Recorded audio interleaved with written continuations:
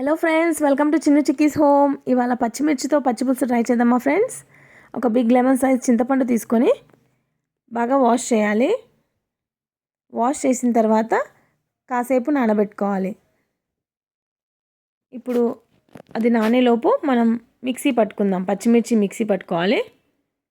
ఇప్పుడు మనకి చింతపండు నానింది కదా, అది ఒక బౌల్లో రసం తీసి ఈ విధంగా రసం తీసుకోవాలి. అందులోనే పులుపుకు తగ్గ వాటర్ యాడ్ చేసుకోవాలి.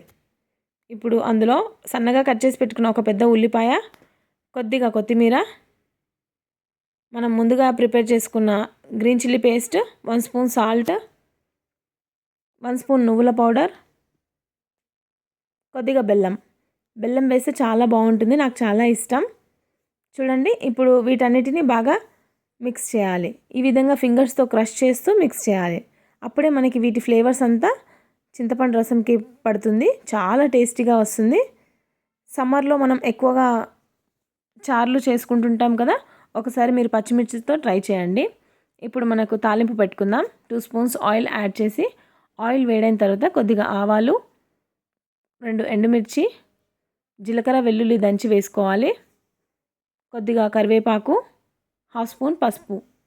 ఇప్పుడు బాగా పోపు ఫ్రై అయిన తర్వాత మనం ముందుగా ప్రిపేర్ చేసుకున్న చింతపండు రసంలో ఈ విధంగా మిక్స్ చేయాలి. బాగా మిక్స్ చేయాలి. చాలా టేస్టీగా ఉంటుంది అండ్ సింపుల్గా చేసుకోవచ్చు. మీరు తప్పకుండా ట్రై చేయండి. ఈ వీడియో మీకు నచ్చినట్టయితే లైక్, షేర్ అండ్ సబ్స్క్రైబ్. అంతే ఫ్రెండ్స్, చాలా టేస్టీగా వస్తుంది. మీరు తప్పకుండా ట్రై చేయండి. ఇంకా మీకు పచ్చిపులుసు చాలా సూపర్గా